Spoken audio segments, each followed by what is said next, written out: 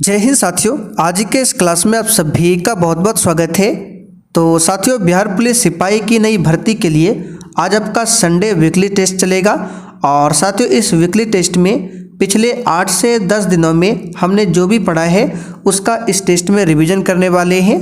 तो साथियों, आज का क्लास बहुत ही शानदार होने वाला है, इसलिए आप लोग पूरा क्लास को ध्यान से देखिएगा। और साथियों, जिन्होंने अभी तक बिहार पुलिस कोर्स को परचेज नहीं किया है, फटाफट से जाकर आप लोग इस कोर्स को ले सकते हैं। ऑफर सीमित समय के लिए है। ऑलरेडी बहुत सारे बच्चों ने इस कोर्स को ले रखा है, तो आप भी जाकर इस बैच को ज्वाइन कर सकते हैं। इस बैच में क्या क्या मिलेगा यहाँ पर आप लोग इसे देख सकते हैं। तो यहाँ पर देखिए व्हाट्सअप नंबर दिया हुआ है, बैच के बारे में जानकारी चाहिए तो इस पर आप लोग मैसेज कर सकते हैं।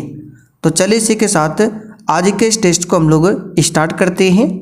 तो साथियों, आज का पहला क्वेश्चन देखिए, भगवान महावीर का प्रथम शिष्य कौन था? सभी ऑप्शन को ध्यान से पढ़िए। ऑलरेडी जो भी क्वेश्चन आज हम करने वाले हैं ये सब क्वेश्चन आपका क्लास में हो चुका है, तो आज जो है आपका किसी भी क्वेश्चन का डिस्कशन नहीं होगा, इसलिए आप लोग फटाफट से आंसर लगाते चलिए। तो यहाँ पर देखिए, भगवान महावीर का प्रथम शिष्य कौन था? अगर आपने ऑप्शन ए को टिक किया है तो आपका बिल्कुल सही जवाब है जमाली। यहाँ पर पहला वाला जो ऑप्शन है बिल्कुल राइट आंसर है। और साथियों, जो भी चैनल पर पहली बार आए हैं आप लोग क्लास टाइमिंग को नोट कर लीजिए। बिहार पुलिस के लिए स्पेशल साइंस का क्लास आपको शाम 7:30 बजे, और मिक्स प्रैक्टिस सेट जिसमें हिस्ट्री, पॉलिटी, ज्योग्राफी, हिंदी, व्याकरण, ये आपको रात 8 बजे दिया जाता है। और संडे आपका वीकली टेस्ट होता है।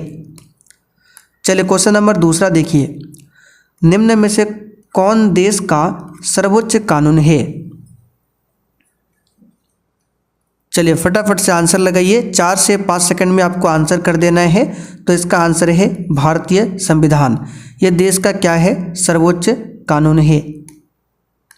क्वेश्चन नंबर 3, भारत में संविधान दिवस कब मनाया जाता है? चलिए 3 के लिए आप लोग फटाफट से आंसर कीजिए। ऑलरेडी ये सभी क्वेश्चन हम लोग क्लास में कर चुके हैं और डिस्कशन के साथ आपको पढ़ना है तो क्लास में पढ़ सकते हैं, ठीक है। डेली रात 8 बजे से क्लास होता है, पूरा डिस्कशन के साथ पढ़ाया जाता है। तो भारत में संविधान दिवस प्रत्येक वर्ष 26 नवंबर को मनाया जाता है। क्यों मनाया जाता है? क्योंकि 26 नवंबर 1949 को ही हमारा संविधान बनकर तैयार हुआ था। क्वेश्चन नंबर 4, भारतीय संविधान कब लागू हुआ था? बहुत ही नॉर्मल क्वेश्चन है, फटाफट से आंसर लगाते चलिए। आज के इस टेस्ट में टोटल 75 क्वेश्चन है, तो आपको कम से कम 50 प्लस क्वेश्चन सही करना है। 50 से नीचे किसी को भी नहीं आना है। तो भारतीय संविधान लागू हुआ था 26 जनवरी 1950 को। जो भी आपका क्वेश्चन सही होता है आप लोग साइड में लिखते चलिए और सेशन के लास्ट में कमेंट करके बताइएगा कि आपका स्कोर क्या रहा। क्वेश्चन नंबर 5, निम्नलिखित में से किस देश का सबसे बड़ा लिखित संविधान है?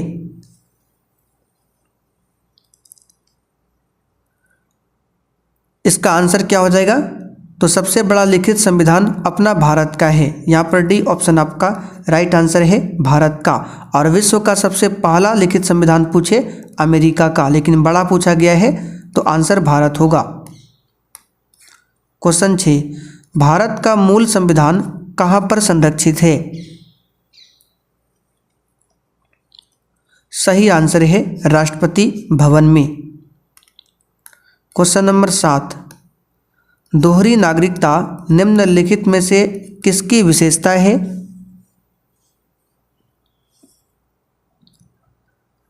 सही आंसर है संघीय सरकार की। साथियों, दोहरी नागरिकता जो है संघीय सरकार की विशेषता है। और भारत की बात करें तो भारत में एकल नागरिकता है, जबकि अमेरिका में क्या है? दोहरी नागरिकता है। क्वेश्चन नंबर 8, निम्नलिखित में से किस देश का अलिखित संविधान है? सही आंसर है ब्रिटेन देश का। ब्रिटेन देश का संविधान जो है ये क्या है? अलिखित है। अच्छा, ब्रिटेन देश के संविधान से हमने क्या लिया है? तो याद रखिएगा नागरिकता।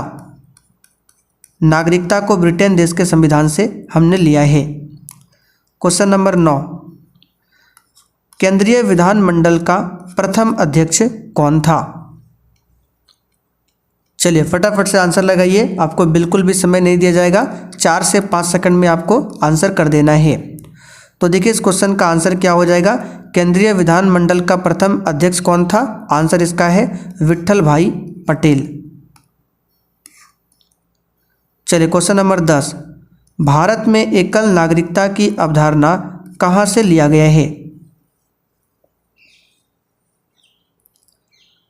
तो अभी हमने आपको बताया था ब्रिटेन देश के संविधान से नागरिकता लिया है, तो ब्रिटेन को इंग्लैंड भी बोला जाता है। यहाँ पर पहला वाला जो ऑप्शन है राइट आंसर है। क्वेश्चन 11, विधि का शासन की संकल्पना कहाँ की संवैधानिक प्रणाली की विशेषता है?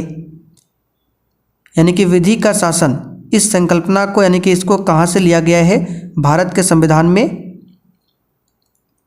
आंसर है ब्रिटेन के संविधान से। यहाँ पर ए ऑप्शन आपका सही जवाब है। तो विधि का शासन लिया है ब्रिटेन से, लेकिन अगर आपसे पूछे कि विधि के समान संरक्षण, दोनों अलग है, विधि के समान संरक्षण पूछे कहाँ से लिया है, तो ये लिया है यूएसए से, और विधि का शासन ये ब्रिटेन से लिया गया है। क्वेश्चन नंबर 12, भारत में बजट किस वायसराय के काल में लागू किया गया था?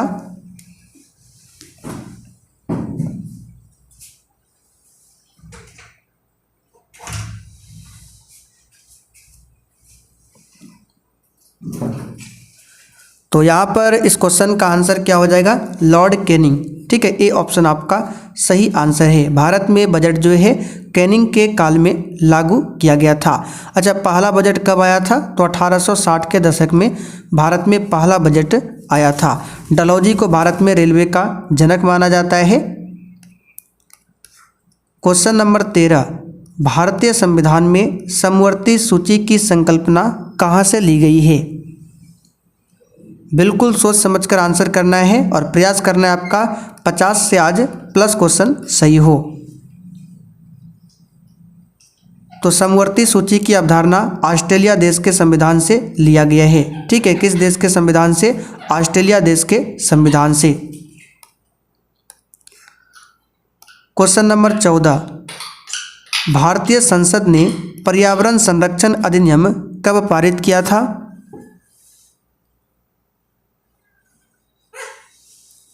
तो साथियों, भारतीय संसद ने पर्यावरण संरक्षण अधिनियम को पारित कब किया था? इसका आंसर हो जाएगा 1986 में। कब? 1986 में। क्वेश्चन 15, संविधान में भारतीय लोकतंत्र का आदर्श हमें कहाँ देखने को मिलता है?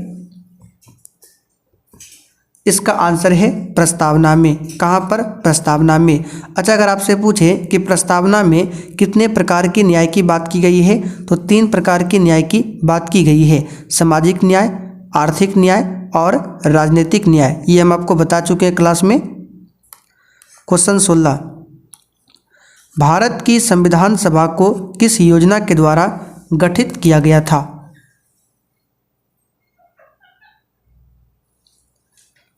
इसका आंसर है कैबिनेट मिशन योजना। ठीक है, कैबिनेट मिशन योजना ये भारत कब आया था?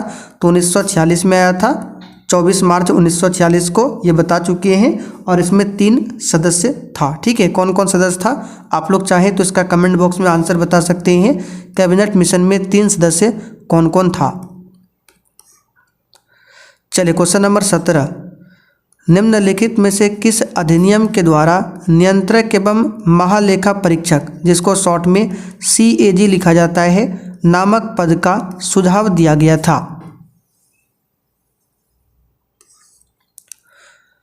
इसका आंसर हो जाएगा किस अधिनियम में? तो 1919 का जो अधिनियम था।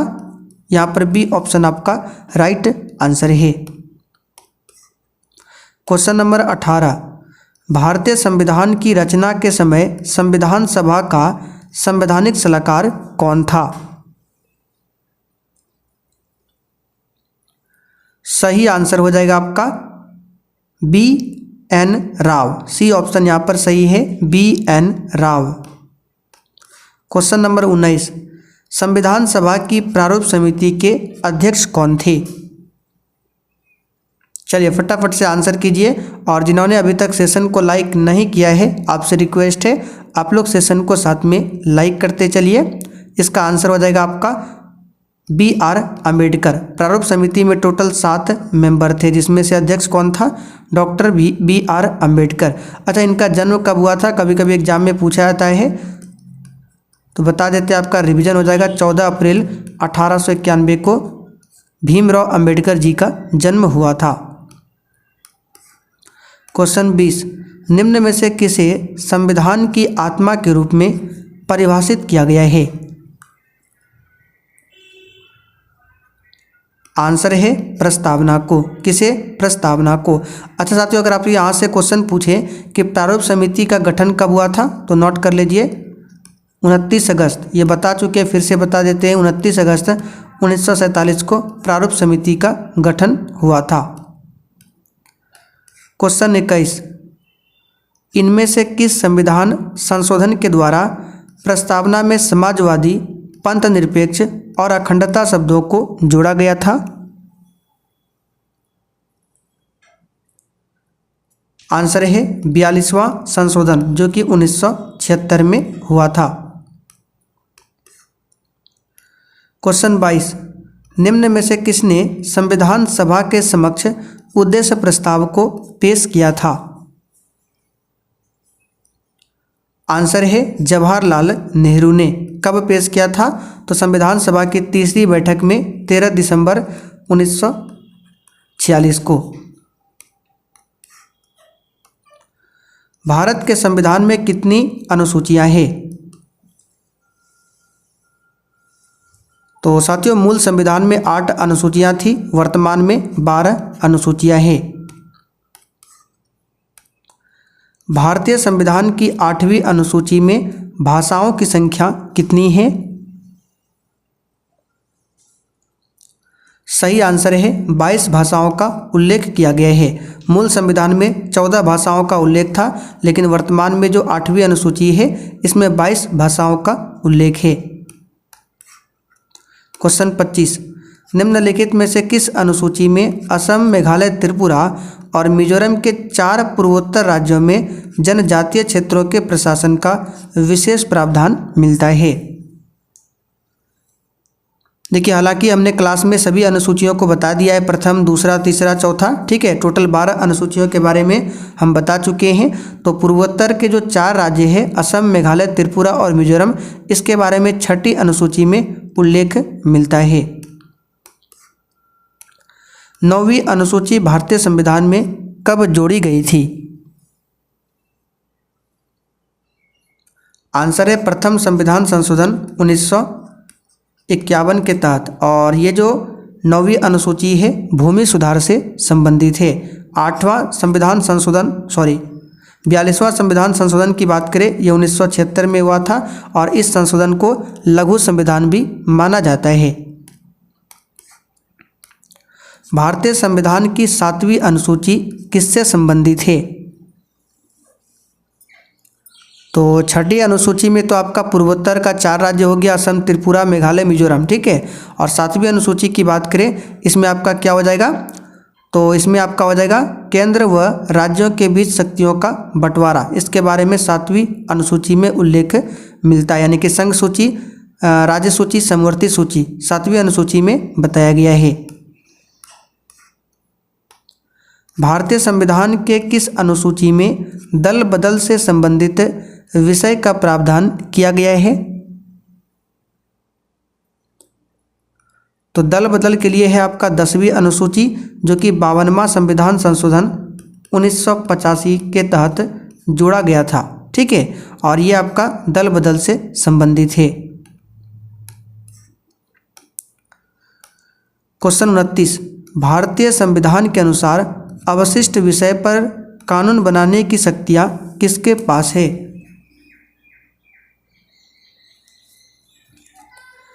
तो अवशिष्ट विषय पर अगर कानून बनाना है तो ये संसद बनाता है। सी ऑप्शन यहाँ पर सही है। निजता का अधिकार किस संविधान के अंतर्गत आता है, यानी किस अनुच्छेद के अंतर्गत आता है? सही आंसर है अनुच्छेद 21। कौन सा अनुच्छेद समता के अधिकार का प्रावधान करता है?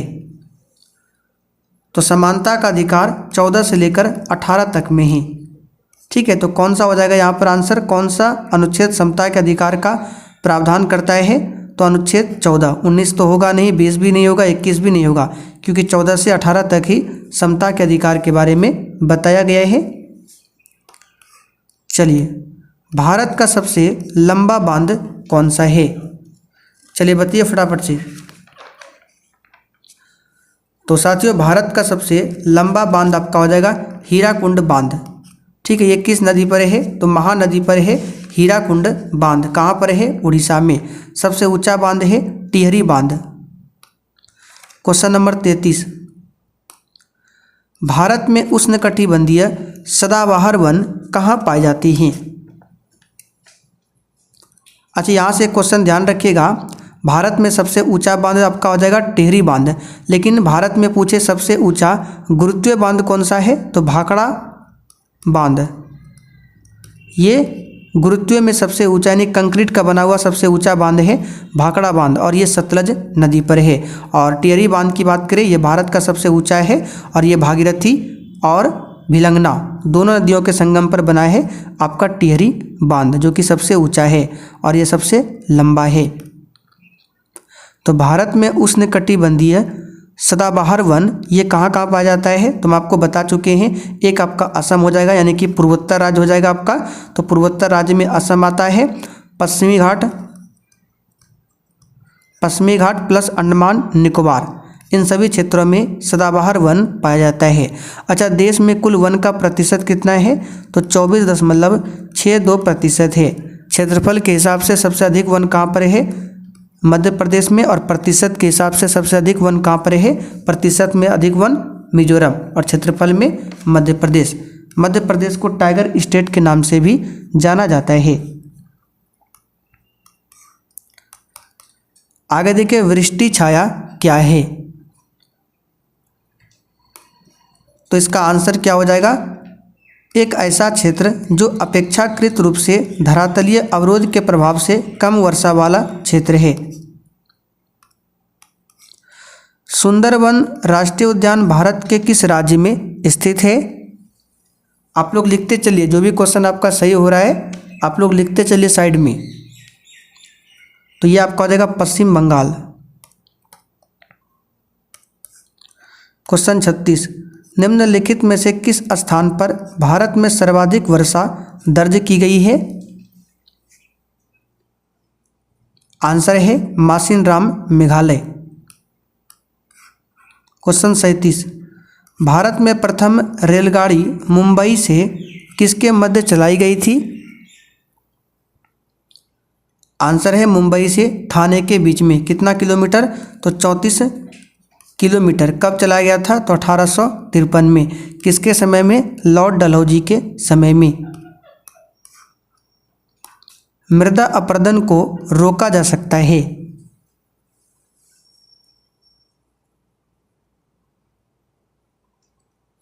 आंसर है वृक्षारोपण करके, यानी वृक्ष को लगाएंगे तो मृदा अपरदन को रोका जा सकता है। बाकी वनोन्मूलन द्वारा यानी पेड़ की कटाई करके ये तो होगा नहीं, उर्वरक के अत्यधिक उपयोग द्वारा ये भी नहीं होगा, अतिचारण द्वारा ये भी नहीं होगा। भारत में सर्वाधिक क्षेत्र में फैले हुए वन कौन से हैं?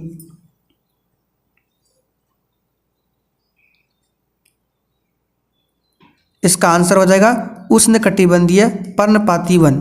ठीक है। अच्छा, बिहार में पूछे सबसे अधिक वन कहाँ पर है? कैमूर में। नोट कर लीजिएगा, बिहार से रिलेटेड क्वेश्चन बता रहे, क्वेश्चन बनता है एग्जाम में। बिहार में सबसे अधिक वन कहाँ पर है? कैमूर में। अच्छा, बिहार में सबसे अधिक वर्षा पूछे किस जिला में होता है? किशनगंज में। किशनगंज, यहाँ पर सबसे अधिक वर्षा होता है और सबसे अधिक चाय की खेती भी किशनगंज में ही होती है। तो जो एक्स्ट्रा फैक्ट को बताए हैं नोट कर लीजिए। सुंदरी वृक्ष कहाँ पाए जाते हैं? आंसर है मैंग्रोव वन में।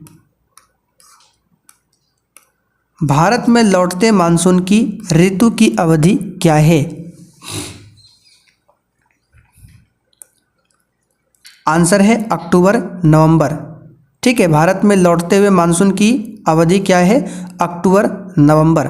भारत में मानसून किस मंथ में प्रारंभ हो जाता है? तो जून। ठीक है, 5 जून के आसपास प्रारंभ हो जाता है आपका मानसून। और कहाँ से एंटर करता है भारत में मानसून? तो केरल से होकर। कर्नाटक में होने वाली ग्रीष्म ऋतु की वर्षा को क्या कहते हैं?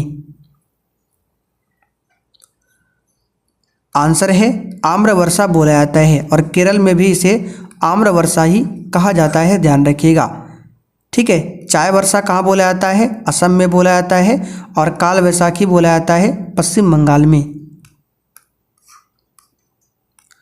भूगोल में क्रमबद्ध उपागम डैश द्वारा परिवर्तित किया गया। आंसर है अलेक्जेंडर वॉन हम्बोल्ट के द्वारा। क्वेश्चन नंबर 44, भूगोल शब्द का सर्वप्रथम प्रतिपादन किसने किया था? ये जो भी क्वेश्चन करा रहे हैं ये क्लास में करा चुके हैं, और इसका पीडीएफ बनाकर आंसर के साथ एप्लीकेशन पर अपलोड कर दिया गया है। एप्लीकेशन का लिंक डिस्क्रिप्शन बॉक्स में है, जाकर आप लोग डाउनलोड कर सकते हैं। तो भूगोल शब्द का सर्वप्रथम प्रतिपादन किसने किया था? इसका आंसर होगा इरेटोस्थनीज ने। निम्नलिखित में से पृथ्वी की पेरिडोटाइट परत कौन सी है? आंसर है मेंटल, और ये बीच में होता है। जैसे कि ये पृथ्वी का हिस्सा अगर बांटे, ठीक है, 3 भाग में, तो सबसे ऊपर आपका होता है क्रस्ट। इसमें सिलिका और एल्युमिनियम की मात्रा पाई जाती है। ठीक है, ऊपर वाले को बोला जाता है सियाल। तो सियाल में सिलिका, लास्ट में आल यानी कि Al। बीच की बात करें इसको बोला जाता है मेंटल, इसको बोला जाता है मेंटल, और इसको सीमा के नाम से जाना जाता है। और सीमा की बात करें तो इसमें सिलिका और मैग्नीशियम होगा बीच में, और सबसे लास्ट में आपका होता है कोर। ठीक है, इसमें होता है निफे, इसको निफे कहा जाता है, यानी कि निकेल और फेरस की मात्रा होती है कोर में।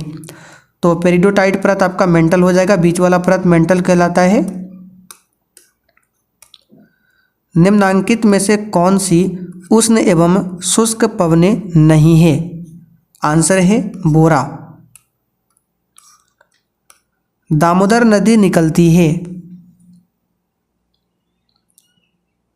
आंसर है छोटा नागपुर पठार से दामोदर नदी निकलती है। छोटा नागपुर पठार को भारत का रूर भी बोला जाता है, भारत का रूर प्रदेश। निम्नलिखित कोयला खानों में से कौन सी मध्य प्रदेश राज्य में स्थित है? ये क्वेश्चन एग्जाम में आता है बार बार। सिंगरौली कोयला की खानें ये मध्य प्रदेश में है। कोयला 4 प्रकार के होते हैं, जिसमें से जो आपका लिग्नाइट कोयला है इसको भूरा कोयला बोला जाता है। सरदार सरोवर परियोजना किस नदी पर है? आंसर है नर्मदा नदी पर, गुजरात में। यमुना नदी भारत की सबसे बड़ी सहायक नदी है। गंगा सबसे लंबी नदी है भारत की। ठीक है, ये यमुना नदी जो है गंगा नदी की सबसे बड़ी सहायक नदी है। क्वेश्चन 50, नदियाँ एवं पर्वतों को क्या कह सकते हैं? यानी नदियों और पर्वतों को क्या बोला जाता है? आंसर है राष्ट्रीय धन।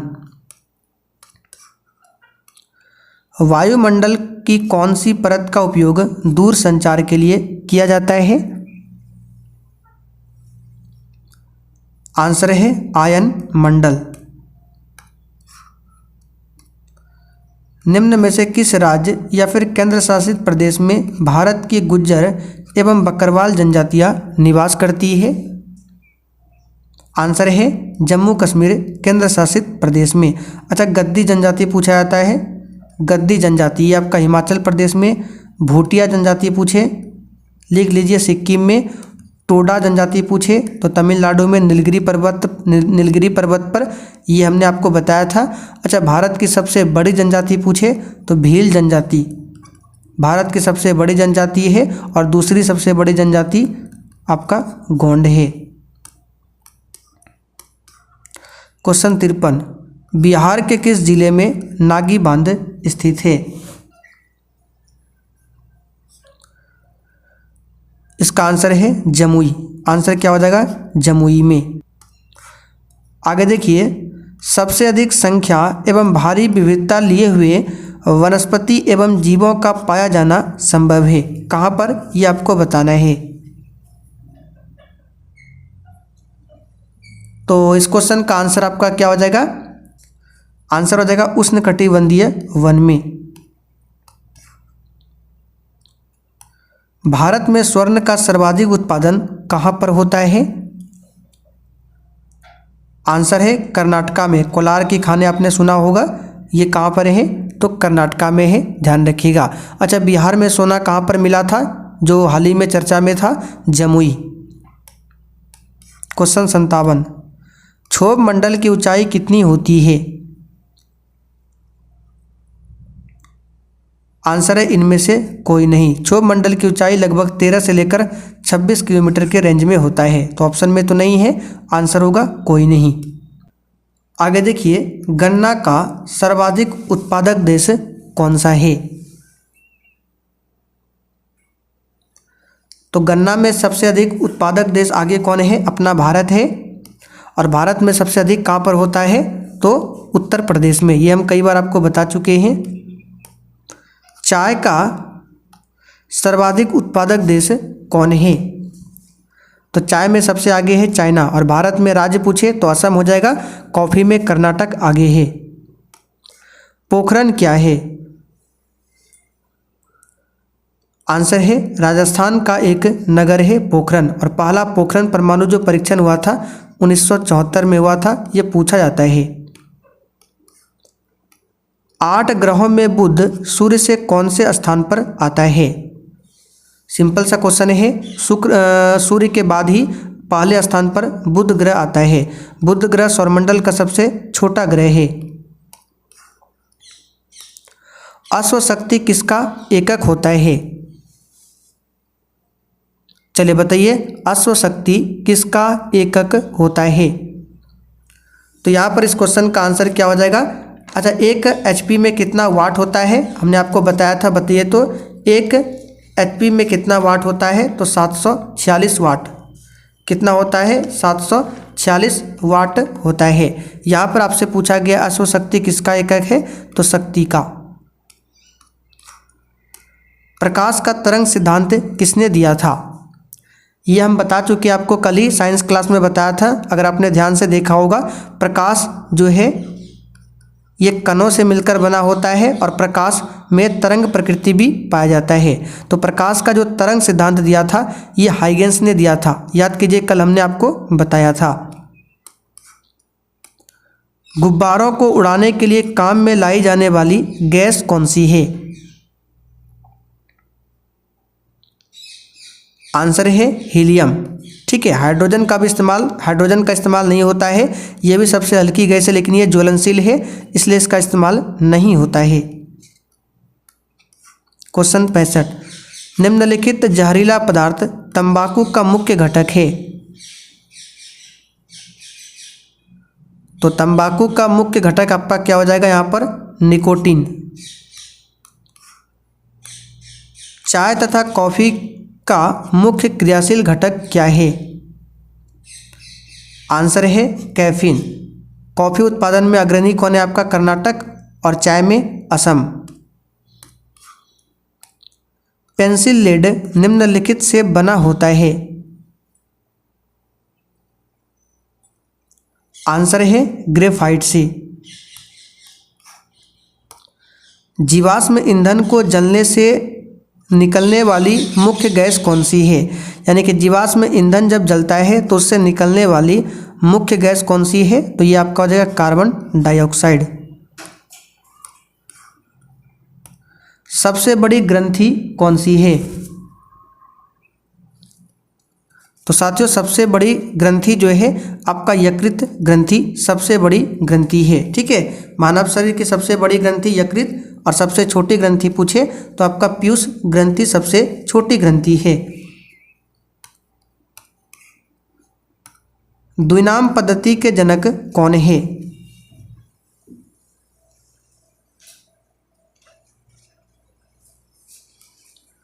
तो साथियों द्विनाम पद्धति के जनक कौन है? कैरोलस लिनियस को माना जाता है। यहाँ पर सी वाला जो ऑप्शन है बिल्कुल राइट आंसर है, कैरोलस लिनियस को। ठीक है, चार्ल्स डार्विन ने नेचुरल सिलेक्शन का सिद्धांत दिया था।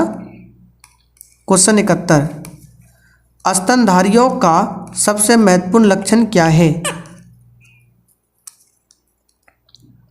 तो साथियों स्तनधारियों का सबसे महत्वपूर्ण लक्षण क्या है? इसमें 4 कोष्ठीय हृदय होता है। क्वेश्चन 72, वर्गीकरण की आधार की इकाई क्या है?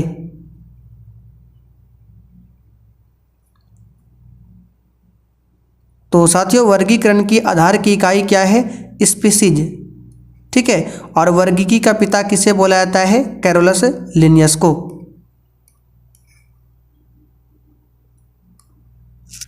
क्वेश्चन नंबर 73, शरीर में फास्फोरस पाया जाता है। तो साथियों शरीर में फास्फोरस जो है अस्थियों तथा दांतों में पाया जाता है। अच्छा, दांत का जो सबसे कठोरतम भाग है क्या कहलाता है? तो इनामेल, ध्यान रखिएगा। क्वेश्चन 74, मानव के लाल रुधिर कणिकाओं का जीवन काल कितने दिन का होता है? तो साथियों ये 120 दिनों का होता है। WBC का पूछे 4 दिनों का।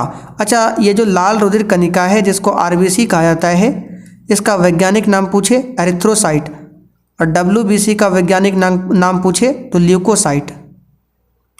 आज का आखिरी क्वेश्चन, निम्नलिखित में से कौन राष्ट्रपिता के नाम से मशहूर है? चलिए क्वेश्चन आप लोगों के लिए है, आप लोग इसका आंसर कमेंट बॉक्स में बताइएगा। अब आप लोग बताइए 75 क्वेश्चन में से आज आपने कितने क्वेश्चन सही किए हैं?